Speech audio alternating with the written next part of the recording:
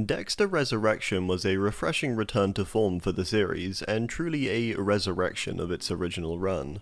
Today I want to go through Resurrection episode by episode, breaking it down, discussing and analysing how the season progressed, but also how the series as a whole managed to cheat death twice. We start off with episode 1, A Beating Heart.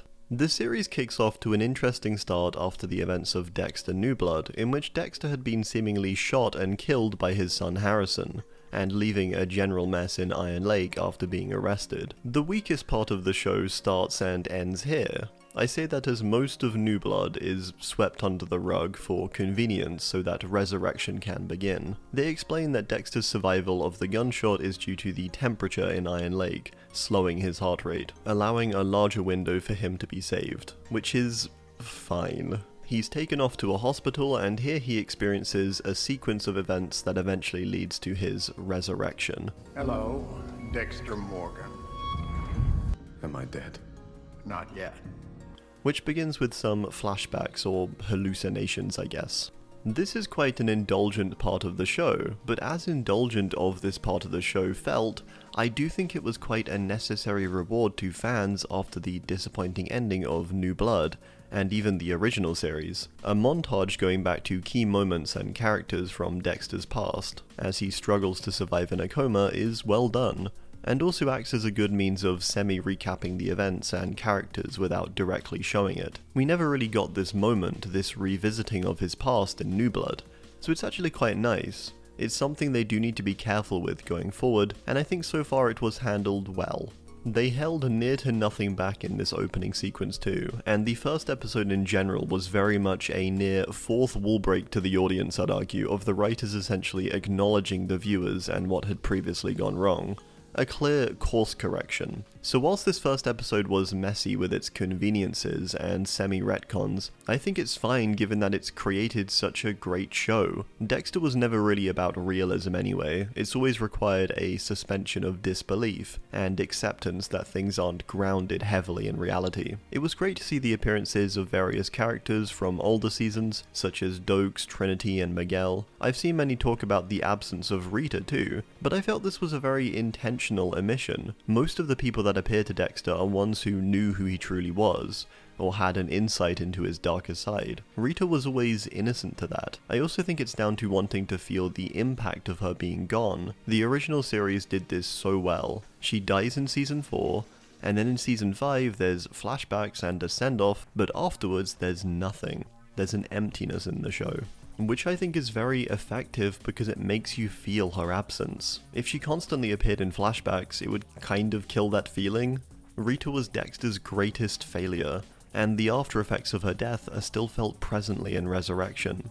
If we finally see Rita again, I think it's going to be a lot more meaningful if we've been made to wait. The other New Blood correction the show makes is done with the return of Teddy once Dexter awakes. Teddy's now the acting sheriff in Iron Lake. He delivers Dexter a letter saying the entirety of Angela's suspicions from New Blood, Dexter's arrest, and the murder of Logan is all swept under the rug in favor of a fresh start, with Angela's statement of "we're even." This is the weakest part of Resurrection by a lot, but I'm sure everyone watching this show agrees that it's fine for the purpose of finally ending Dexter's story off well. Resurrection further marks the return of Harry at Dexter's side.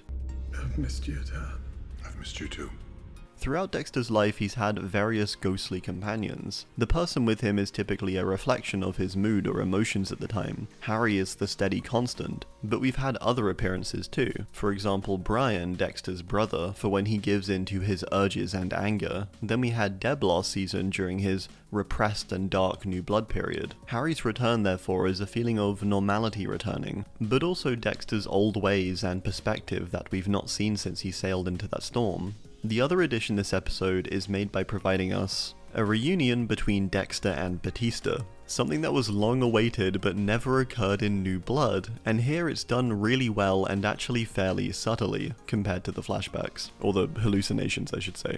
The two are both different with age, and whilst there is a warmth still there's a clear undercurrent in their voices and body language as they both know what's really going on between them, which creates this slight awkwardness. Batista clearly feels happy to see his friend again, to know he's truly alive, to find out what really happened. But he's also so clearly hurt by what Dexter did by leaving, and of course due to his suspicions, or knowledge really now, of Dexter being the Bay Harbor Butcher. All of that was communicated really effectively though by David Zayas, even with so few words. Batista tells Dexter he's now back to being Dexter Morgan. You're officially alive. Thought it fitting that Dexter Morgan be legally resurrected. A triumphant thing to hear, but with a tinge of sadness to it as Dexter confesses he knows it so Batista can hunt him better, essentially. This was the part where Dexter truly felt back though. Dexter is back. No more Jim.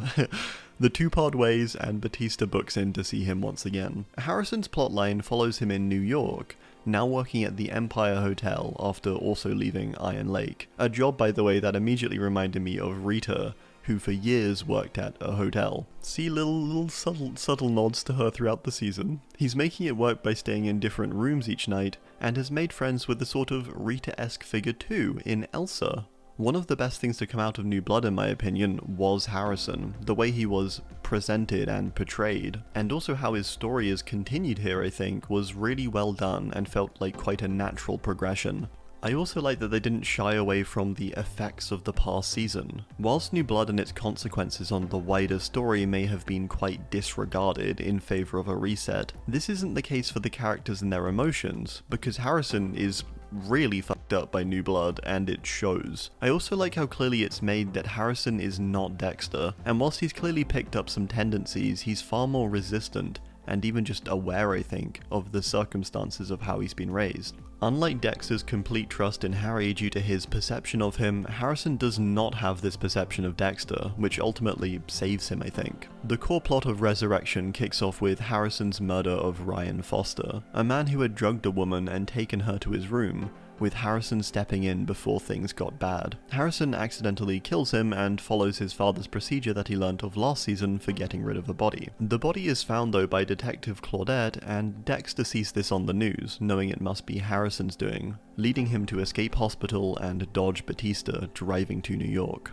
I love seeing this side of Dexter, this crafty survival mode he went into where he scavenges together a car, clothes, and eventually leaves Iron Lake, also symbolically leaving New Blood behind. We further see the introduction of Charlie, planting Prater's invitation into Red's apartment, a nice return to form there too, with some mystery for what's to come at the very end of the episode. The original series always just edged you at the very end. You can never watch just one episode of Dexter. Episode 2, Camera Shy, is where Resurrection really begins with its own story. After wrapping up the events of New Blood and aiming to push forward from here, we get the introduction of Red, or the Dark Passenger. Dexter stalks Harrison through New York and attempts to cover his tracks at his crime scene, with Claudette hot on his trails. Harrison begins to spiral and goes out partying, Batista meets with Teddy and tries to get some more clarity, and Dexter makes a friend in Blessing, after being driven by him in a your car.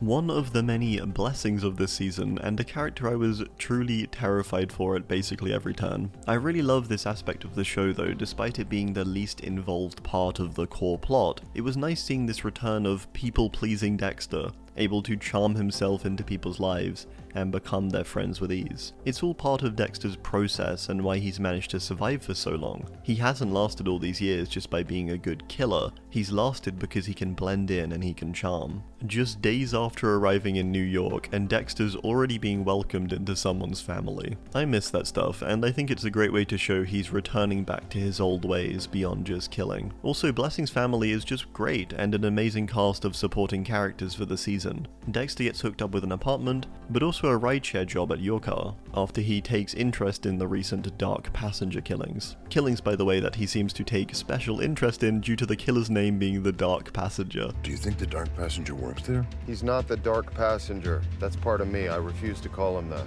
Which was incredibly funny. The namesake of Dexter's own urge or drive to kill. This is the emotional core of the season, I'd say, Dexter's ego. Something that throughout the season only grows and grows as he indulges more in his own legend, almost. It's hard to flaw Dexter's logic too. He's killed hundreds of serial killers, died twice, and gotten out of basically every situation that's nearly led to his arrest. Can you blame the guy for thinking he's unstoppable? I mean, in this period, he's literally entering his resurrection. Any and all of the assurances he had before have just been doubled down. We get a further progression of the Praetor story with Charlie now killing someone with a bat, who we later learn to be Keith, who's another serial killer. Episode 3, Backseat Driver, is the episode where we begin to get an idea of where this season is headed, with Dexter's quick disposal of Red after hunting him down and stalking him. Following the typical Dexter pattern we've come to know over the years, Harrison is getting more and more pressed by Claudette, but Dexter keeps his distance, understanding the emotional turmoil his sudden resurrected appearance will bring his son. We get some more time with Blessing and his family, and some time with Dexter just returning to being a person again, but also himself as Dexter Morgan, after his name was returned to him. Dexter even has a session with Blessing's daughter, Joy, and in typical Dexter fashion we get a scene where he investigates other people to figure out the issues he's having in his own twisted life, whilst also getting some acupuncture for his wound, which I love this season by the way, the fact that he was shot and it was not just forgotten. Dexter struggles this season at multiple points with physical encounters due to his messed up shoulder from the wound, but also just his age. He's getting older, but he often forgets it. We get a small scene with Quinn and Masuka after Batista announces he's retiring finally, a final admission that he is committed to catching Dexter, whatever the cost. It's nice to see both Quinn and Masuka, and I do think they'll be appearing at a later date. Masuka I could see being important forensically, and Quinn is interesting because he's maybe the only other surviving character from the original series who likely knew who Dexter was, or knew something was up with Dexter. I do think Quinn will be important. I don't think he's going to be the one to take Dexter down, but I do think he's going to play a key part in the future in some aspect. Episode 4, Call Me Red, has got to be one of the cooler moments in the Dexter series as a whole, featuring Dexter, disguised as Red, going along to a mysterious killer meeting. A cool concept and one which may seem a little far-fetched, but I honestly think it's fine. Dexter has had crazier moments. I love the lead up to this moment too, with Harry arguing with Dexter about the risks of what he was doing, but Dexter pushing through regardless, his intrigue getting the best of him. Dexter dresses himself up as Red and goes to meet Charlie, even planting Red's fingerprint onto his own to make sure he passes. One of the great things they kept from New Blood was the more graphic reality of what Dexter does, with us seeing him take Red's finger last episode, just cutting it off of his body. The more brutal stuff was typically brushed over a bit more in the original run, and I think seeing it really exposes the dark reality of who Dexter is. This is where we meet Praetor, a billionaire and one of the more interesting Dexter antagonists we've had, as he's not initially a killer. From his first appearance, in fact, he's presented as someone who's simply curious about many aspects of life and the best it can offer, which is what has led him to composing an entire vault filled with memorabilia, I guess, from serial killers. A truly interesting concept, and a character that is scary partly due to the power he holds, his wealth but also influence within the community, and among the police department. The vault is filled with tons of references, and is a nice way to remind us of some of Dexter's prior encounters whilst not focusing solely on them. There's a mix of killers we've never heard of too. I like Praetor a lot as a villain too, due to his excitement around what Dexter does, this intrigue and giddiness almost that we see come out later into the season more and more, but also fascination for something he seems to want to understand as much as possible, and we later learn why. He's sort of a reflection of the audience in that way. The writers this season were acutely aware, I think, of online talk and criticism of previous seasons, but also just the show as a whole. There's lots of moments that hint to that, but I think Praetor as a character is one of them. Dexter villains were always their best when they had some complexity, and even an emotional stake or relatability, or connection with Dexter, and was something beyond just cold-blooded killers. Here I think there's a genuine connection to the audience, especially with this room filled with all this killer-related stuff. Whilst Praetor seems fairly innocent almost in his desires and ill-fitting of Dexter's code initially, you know something has to be wrong with him to be hosting these killer events and to be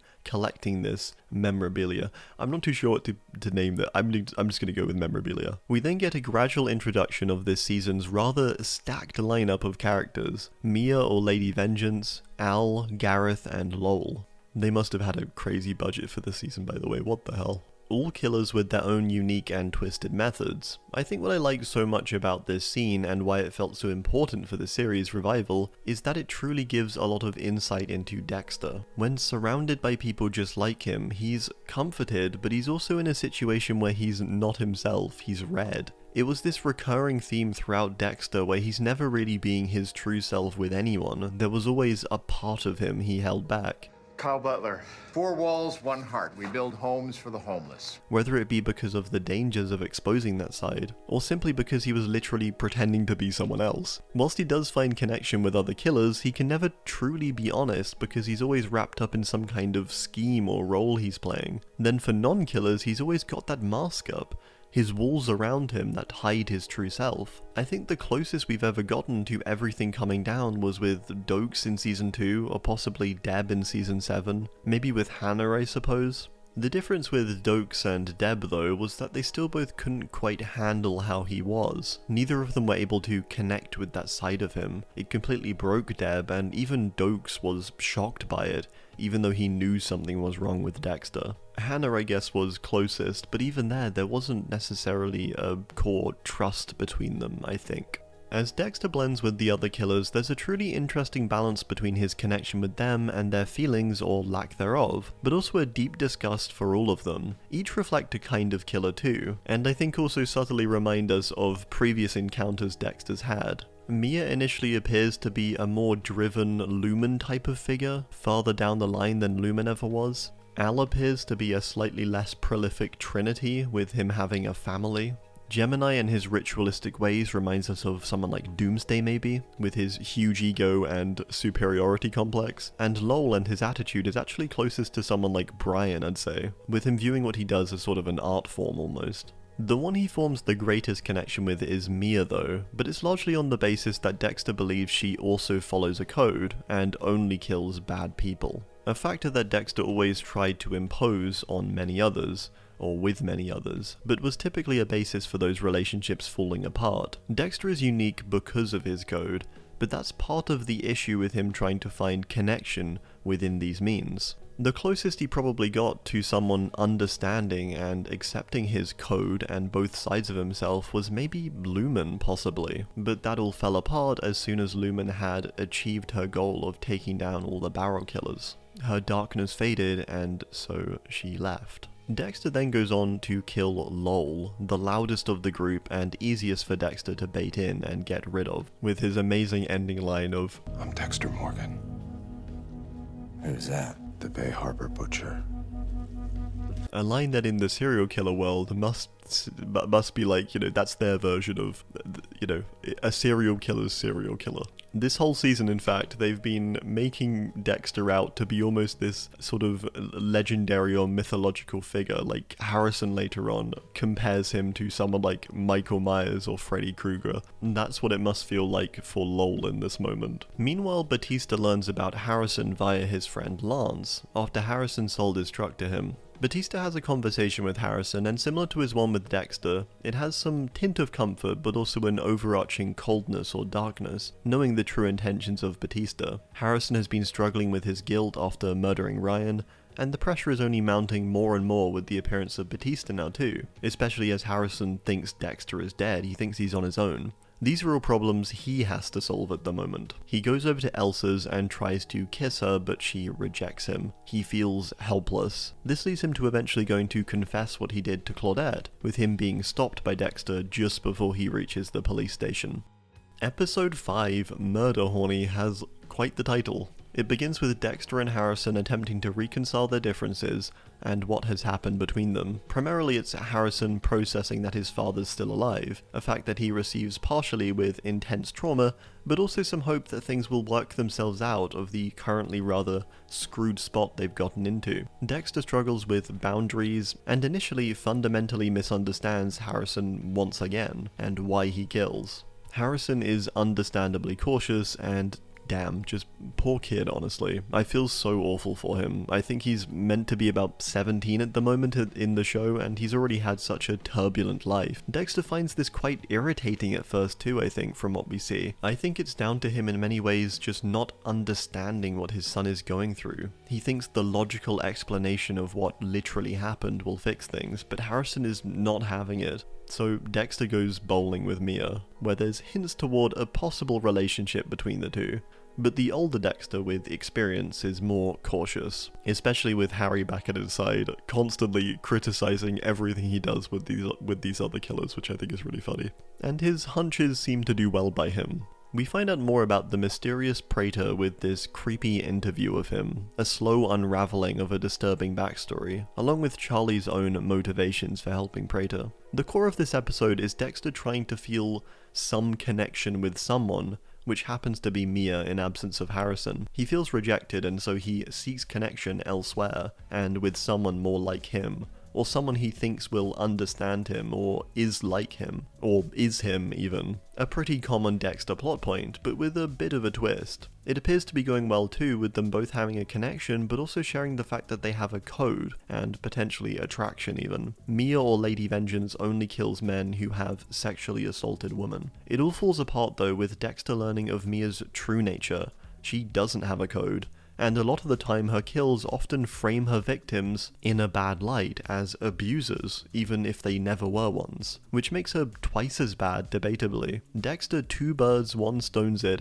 by taking the watch that Harrison took from Ryan and planting it at Mia's apartment, before calling the police as she brings a victim home, leading to her arrest and Harrison feeling grateful toward Dexter. It's always nice when the series does this, when things are solved and not just by killing. I also think this is a really key thing that Dexter does throughout his entire life, a way he learns to show his love because he struggles to do it in words or often physically, is he does things for people, he tries to fix things for them. And in this case, he found that he could fix something for his son, he could help him out, and that's the way he tries to show his love and affection. He may not quite offer up the emotional support Harrison needs, but he's able to take off a whole lot of stress from his shoulders, and ease the idea of Dexter being allowed back into his life. Episode 6, Cats and Mouse, opens with Dexter helping Harrison with his tie in preparation for the funeral of Blessing's mother, Prudence. A moment which reflects the original series and an early flashback where Harry taught Dexter how to tie his tie. It's also sort of heartbreaking though that Dexter is only just now doing this for his son. I think it's made even sadder with the way Dexter introduces each of Blessing's family members as if they are closer relatives than his own blood. It is overall a positive though, and a nice slower moment of the series, where we get to reflect some more, and Harrison gets to act his age again, as the seed is planted of going to college. Dexter is called upon to make a speech and pick a cat, and I love how he looks here he looks like sort of an evil villain with his cat in his arm. He always has a way of genuinely sort of hitting the right nerve too with the things he says in moments like this, yet always never quite seeming to connect with why they affect him, or why they're affecting other people necessarily, in the way they do. He can be relatable and human, but also so cold whilst he does it, but there's clearly something in there that does connect with that part of him. I mean, a persistent Dexter theme is,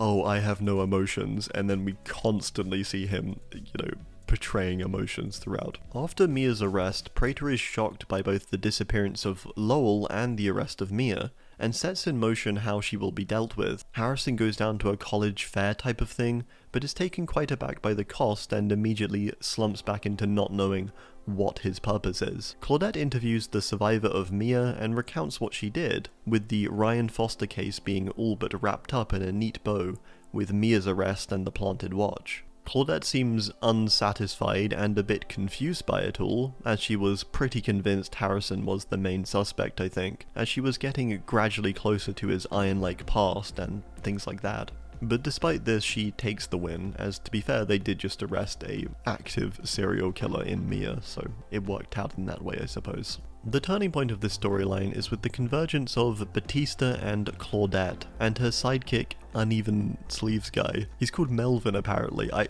Honestly, I don't remember his name ever being said. It probably was. He was sort of just like the sidekick for most of the season. I like the guy, but yeah, he wasn't doing all too much, was he? Batista lays out quite an elaborate and wild-sounding conspiracy that the Bay Harbor Butcher never died, it's Dexter Morgan, and he's trained his son Harrison to be like him. This is the core of Batista's downfall, I think. He's got the right intentions, and this is evident in the original series too, but he's emotional and impatient as well. His theory, whilst completely true, does sound like the ramblings of a madman without all of the context that he lived through.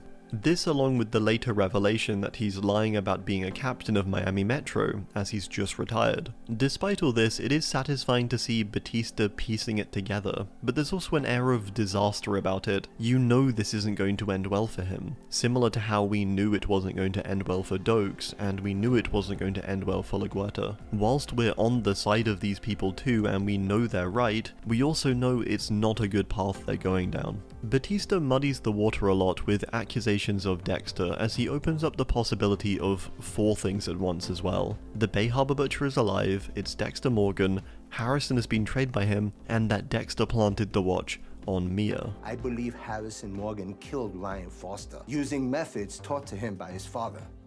And then Dexter Morgan planted Ryan's watch in Mia LaPierre's rental to frame her. Batista doesn't have the foresight that LaGuerta had in Season 7 to pick an aspect to focus on, but he isn't as restrictive like Dokes, who kept his cards close to his chest the whole time. Batista just blurts it all out, which is a bad strategy, but falls in line with Batista's character. And Batista has maybe his best plan of the season here, which is to show Dexter's face to Mia, which may have actually resulted in a reaction like he wants. Maybe not, to be fair, but it's plausible. At the next killer meeting, there's a lower mood as Red, Al, and Gareth are the only remaining 3. They get understandably jumpy at what's happening, and Prater attempts to calm them and provides them with money, which is part of what seems to be the deal with this group, and why these killers even bother with it. Dexter decides to go for Gareth next, or the Gemini killer, as he realizes his time is running out with each reunion, and Harry gets more and more worried as he picks them off, knowing that at some point someone's gonna get suspicious of him as the new guy. Gemini is the most pretentious of the 3, and I think the one Dexter takes the most pleasure in killing. Dexter finds a note left by Gemini after following him in a book of killers. Dexter then sort of indulges in the book as well, and finds an entry on himself, the Bay Harbor Butcher. He seems to genuinely recoil a bit though at the sight of Dokes, a feeling of being robbed of his legend almost. Like I said before, this is a season of ego for Dexter after his resurrection. He gets really hung up and quite jealous when things are taken from him, like his kills, his blood-slides, his dark passenger. He wants everyone to know that he's the apex predator, but of course he doesn't want to literally tell the world. I think this actually may be where the season is headed and Dexter's eventual ending. Dexter always had this idea in his head, even as far back as Season 1, that if he was ever caught, that maybe there would be a chance lots of people would actually praise him, they would embrace him and accept him as this hero. Way to take out the trash. Thanks, buddy. I could sort of see this being the ending, him potentially eventually turning himself in or being taken down by someone. But it's done so in a semi-victorious and semi-defeating way, with the truth about his legend over the years being known by everyone. After all, Dexter is a very controversial figure. Even if you discuss among viewers what they think of Dexter, you'll get so many variations of people thinking he's good, people thinking he's evil, people not really knowing, people considering what they would think if he existed in the real world. These are all really interesting things I think to think about for the show as well, in the show's world. How is Dexter going to be accepted if he's ever revealed or exposed to the public for who he truly is? Meanwhile, Harrison is reconnecting with Elsa and learns of the continuing mold problem in her apartment, which Harrison aims to solve. Gemini then appears in Dexter's apartment, something that he seems to simply welcome, knowing that he has the advantage here. He relishes in Gemini's ego and taking it down as Dexter pretends to be Red still, simply fascinated by Gemini as a killer, taking him down by simply injecting some M99 into his drink. It all seems to be going so well, almost too well, when Dexter is interrupted mid-cleanup by Blessing, who nearly finds Gemini in the shower. This was a great moment of sort of half tension where you're like, oh god, please don't find him, I don't want Dexter to kill Blessing. That would be the worst outcome. Blessing confesses to a dark past where he tells Dexter he was a soldier as a child. It's a great scene between the two and adds an extra layer to the character. Dexter always had a knack for making friends or connections with people with darkness in their past, and it's no different here really. It always allowed him to connect more seemingly with them. Even if he could never really be honest about his darkness, I think people opening up about theirs often made him feel more comfortable or seen, more human. Even if all of these people's mistakes he often talked to were really human still and hadn't had as egregious a dark history as he has, it was still a point of connection, still a moment where he felt more human due to them expressing their dark side as well. This episode ends with Mia being killed just as Claudette, Batista, and Melvin arrive at her cell, leaving Batista without a lead and Dexter being summoned by Prater once more, with him stepping into a helicopter and discovering Gemini is in fact a twin. A great Dexter ending twist, classic stuff. Episode 7, Course Correction, picks up directly where we left off in Episode 6. The 3 remaining killers are taken to one of Prater's manors for a final send-off type of thing, but also for safety. It's here where we learn some more about Prater and his motivations, and how his fascination for killers comes from his obsession with his parents' one, and him being another sort of born-in-blood type of figure. Something he offers up as a result of Dexter's own presentation, and I think something he likely relates to himself directly, putting up a mask for everyone else. We see Al's twisted presentation too, with him brutally killing a jogger, again feeling quite reminiscent of a character like Trinity, using sympathy and pretending to sort of be a vulnerable, bumbling man to take advantage of people, externally just appearing to be a family man and a good guy, right? Which I think is why Dexter hates him so much too and feels particularly emotional about his escape later on. It's gotta remind him at least a little bit of Trinity and the way he acted. Al is so unsuspecting from the exterior, but the facade all comes down when he presents his film. Really creepy stuff. Dexter's presentation is an interesting insight into the character too, and I think a semi-honest one by Dexter. He's never going to reveal his true self to these people, but he also can't quite do a presentation like Al's, so he instead appeals to the existence of the people in the room and how they feel within the wider world. He does something quite sneaky here though, where he uses lots of his feelings from prior seasons to get at the other killers. Like, the things he says to Al are basically what he was feeling for the entirety of season 4. If you ever let your mask slip, good husband and perfect father would...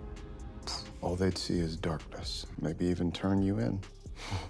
Dexter's ability to connect with people like this and understand beyond a basic level, or even his desire to understand and try to fix himself or explore himself, is why I think he has lasted longer than many of these people. He has some self-awareness. He lacks a lot too, but he isn't as oblivious. We then get one of Dexter's riskiest and boldest scenes of this season, where he slowly drip-feeds Gemini the news of his brother's death. It's quite cruel, but also, of course, very satisfying to see Gemini, this person who views himself so beyond the others in the group, slowly fall apart as Dexter reveals more and more, eventually prompting an attack and killing him in self-defense. Or as Quinn says, It's obviously self-defense.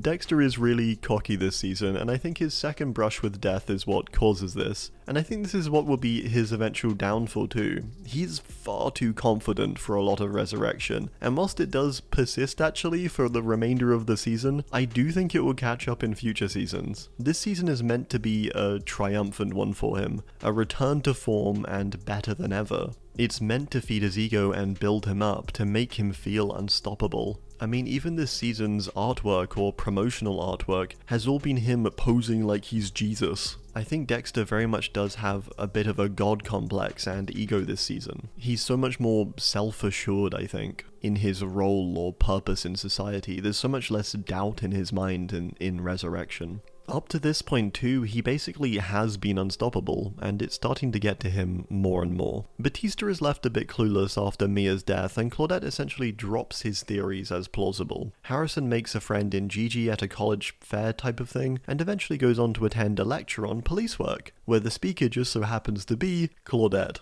It's quite funny. Quite a coincidence, but it makes for a good moment. And he's once again saved by the presence of Dexter. He not only brings the heat off of Harrison with his charm, but also calms Claudette's thoughts on Dexter being dangerous by providing her key help toward catching her white whale, the New York Ripper. He also plants some seeds of Batista just being a bit unhinged and broken down by years of police work, and losses of those close to him. It's quite a cruel thing for Dexter to do, but it's not exactly dishonest either. I think Batista is very broken by a lot of those events. He was always very impressionable, getting married to Maria, and later being affected by her death greatly. He always has this way of sort of doing a white lie, a bit like he encourages with Harrison later on. He says it's good that there's elements of truth in his lies. Harrison and Dexter seem more on the same page each time they meet, and I think Harrison again and again is more assured by Dexter, with him helping him out and making him feel comfortable. Again, if Dexter has a love language of any kind, then it's helping people, I think. Dexter gains more and more trust over time with how he approaches Harrison, but also just the situations and issues he has with him doing them in less murderous ways, I think. Everything is flipped on its head though with the appearance of Batista at Blessing's home. Dexter, Batista and Blessing have a short chat before Dexter offers to take Batista home. The two chat in the car, and it ends with Dexter warning him. Batista hides some AirPods in the door compartment, and it ends off there quite coldly. It's horrible to see these two fall out, it really is. Episode 8, The Kill Room Where It Happens, opens with Al escaping Dexter's grasp. A good thing to happen, and I think partially down to Al's cautiousness, but also to rub salt in the wound due to him being, again, kind of similar to Trinity, being a family man, and using similar strategies to Trinity. He's also just really gross and creepy with the way he keeps talking about his wife wanting another kid and him putting one in. It's horrible. I hate this guy. Dexter needed to be tempered a bit this season though, and this is a good means of salting a wound very slightly. Batista begins compiling a clearer board of Dexter and his whereabouts as he tracks him with use of the AirPods. Charlie begins to become angry with Prater and pushes back on his commands more and more, as she feels certain that Dexter or Red has been the cause of their recent problems. It's good to have this voice of reason, with it feeling necessary to keep things somewhat grounded. Someone has to voice this obvious factor that Red is the main difference in their situation, and his arrival has marked the chaos unfolding around them. But Prater is dismissive because Dexter managed to connect with him, so he brushes off Charlie's suspicions for now. Prater prepares a gala, which both Claudette and Melvin are invited to.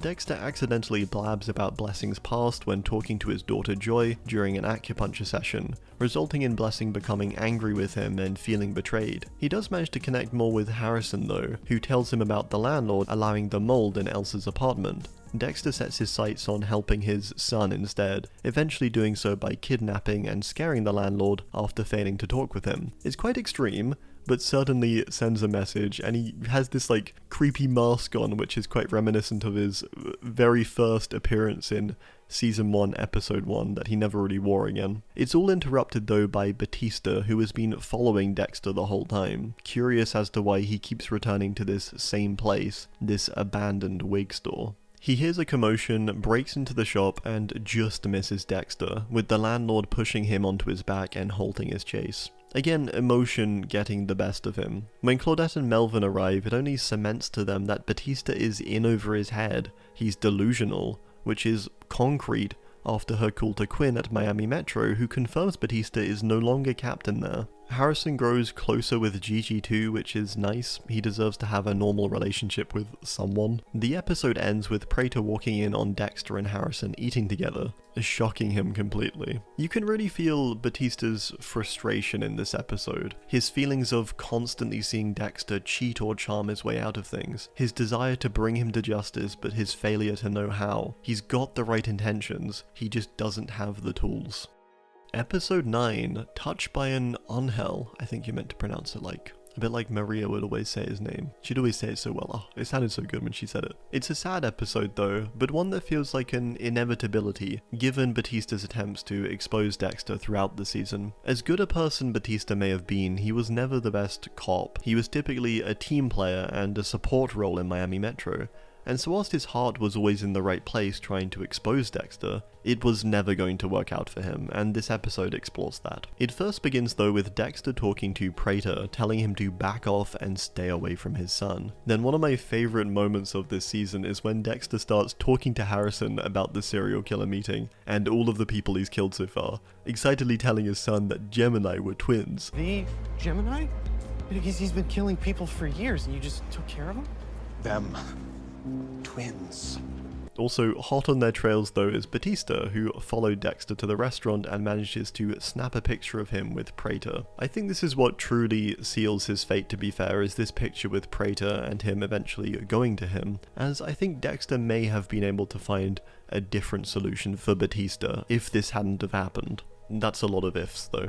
Despite Dexter's warnings, Charlie is sent to threaten Harrison, leading Dexter to threaten Charlie, and essentially flipping her onto his side by means of finding out why she is doing what she is. He then sends Harrison off to Gigi's with protection. Now I know in reality he gave him the M99 here, but I'm sure everyone was thinking that it was a condom, which is probably a good idea anyway. We don't need Granddad Dexter in season 2. What am I even talking about? Despite this all working out, it ends up falling apart because of Batista. Claudette exposes Batista for no longer being a captain, and she dismisses him, which leads him to go alone and badgeless to Prater, where he readily gives up all his information on Dexter, a final seal to his fate. This is also the final appearance of Blessing, and not because he dies, which was nice to see. I'm sure everyone watching was assuming he was going to be put in the way of danger at some point, but he ended up actually being fine by the end. I actually loved how his story this season was just a simple discussion between the two men. It's nice to see Dexter make a friend that lasts longer than a season. It was also an interesting interaction, as I don't think Dexter really did do anything wrong here, and was pretty fair in assuming that Blessing's daughter may know about his past to some extent. So I actually quite liked that. I like how he embraced him, and it was a case of the two sort of just getting along. Not everything needs an explosive climax, some things are just solved by having a quick conversation and working things out. I think Blessing may be key to Dexter's ending, so I'm interested to see where he's taken. Dexter then finally heads off to meet with Prater for the first time, planning to kill him, but is instead met with Charlie holding him at gunpoint. I'm not sure what he was expecting really. I think this is in part down to his overconfidence this season, and slight sloppiness honestly. It means he openly walks into dangerous situations like this one, simply believing it will work out, and I mean I guess it does. Prater then gives this great speech about learning who Dexter really is, and we see Batista strapped to Brian's table. Dexter is given an interesting proposal here. Prater offers him infinite money basically, and files on killers from around the world to hunt down. It's basically Dexter's dream if it didn't come at the cost of killing Angel. It's clearly not something Dexter considers as a plausibility at all because of this. I also think he would never really want this from Prater too, as much as he might convince himself he wants a partner in crime type of figure. Dexter has always been sort of a lone wolf. I think this relationship, even if he didn't have to kill Angel, would not have worked out in the end. Regardless, Dexter knows he can't kill Angel as soon as he steps into the room. The human and moral side of him prevails, despite the situation. I think largely down to the fact that Dexter just truly cares for Batista too. What Dexter doesn't anticipate though is Batista's hatred for him and also his tunnel vision. When Dexter frees Batista, presumably hoping to team up with him to take down Prater and Charlie, he instead launches himself at Dexter, attacking him. Once again, Batista's downfall being his emotion and lack of forethought. He instead acts on passion, and it's ultimately his demise. It's a gut-wrenching moment when he's shot, and Dexter displays his anger clearly. Mr. I have no emotions. Prater locks the vault with them both inside and leaves Dexter to die. This works as a great moment, I think, to not only once again remind Dexter of the consequences of his actions affecting other people, but in Batista's case specifically, the actions taken against him will always end up this way too. Dexter has a dark awareness that if Batista kept coming for him, he would have had to kill him in some way. Rule 1 of the code is don't get caught, It's what's led to Dexter to make some of his darkest decisions in the entire series, and his darkest debatably being his acceptance that he has to kill LaGuerta in season 7. It's something he struggles with, of course, but it's also inevitable and something he eventually gives into. If Batista kept coming, there's a point where Dexter would have to do something. It's an interesting conflict, as of course Dexter didn't want Angel to die, but equally his problem is kind of solved now too. Dexter's life as a killer puts those he loves in danger, and not only by means of drawing the attention of other killers to him, but also because if he were ever to be exposed, he'd have to deal with them himself. Batista's death, whilst incredibly sad, is a good conclusion to his story, and whilst he was never going to be the one to bring Dexter down, I do think he set the wheels in motion. Much like Dokes and LaGuerta, each played a part and each have contributed to whoever comes for him next. Batista didn't deserve to die, but I don't think his death was in vain. Episode 10, the finale named And Justice for All, was a satisfying, although relatively predictable finale. It's what we needed as viewers, a steady season where things felt back on track, but with a fresher coat of paint. This episode ties up most of the season's plotlines, and primarily Praetor as this season's main antagonist. It felt like a fitting end and satisfying climax after the high emotion of the previous episode. We start off with Dexter trapped in Praetor's vault, with Brian making a return, reminding Dexter that this is his fault.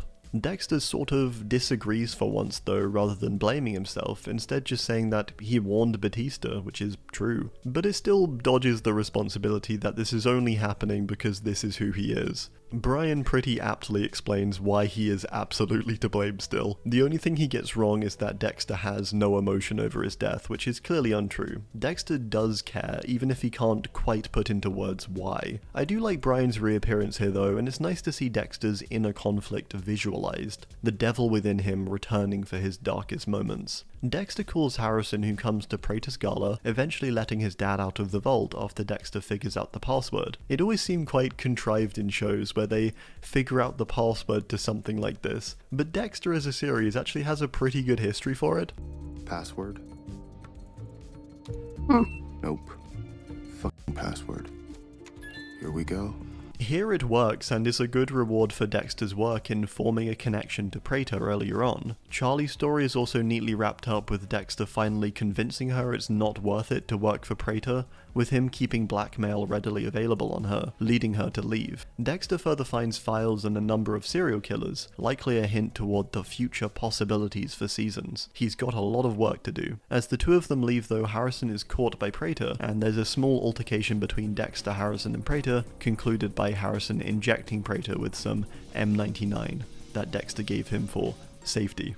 The season ends off with Praetor's murder and exposure to the world as the vault alarm is set off and all of the police from the gala run upstairs. This was a great final scene between the two, and the acting here was so incredible, seeing Praetor try to reason with what was happening and being denied a place in Dexter's box. This moment, I'd say, was a bit more of a turning point for Dexter. There was no triumph in this moment for him. He has realized the cycle continuing here and does not want it to repeat. He wants his son to be safe, truly. But he also doesn't want to give himself up, his true self either.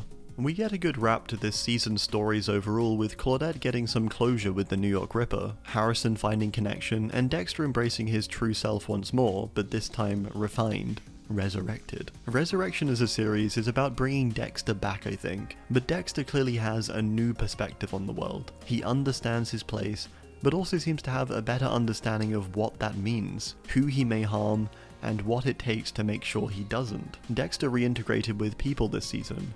He took down more serial killers than he ever has, I think, in a season, and he managed to actually reconnect with his son. Everything went really well for him, despite his sloppy moments and ego playing such a huge part this season. He was really living up to the name of the Bay Harbor Butcher and his moniker, despite always kind of hating it in the original series. This Dexter is different for sure, but he's still Dexter, just older, wiser, and more aware of his actions onto the wider world. I think one of the key reasons why this season was so good, and why it's been received so well, was because it provided a good ending.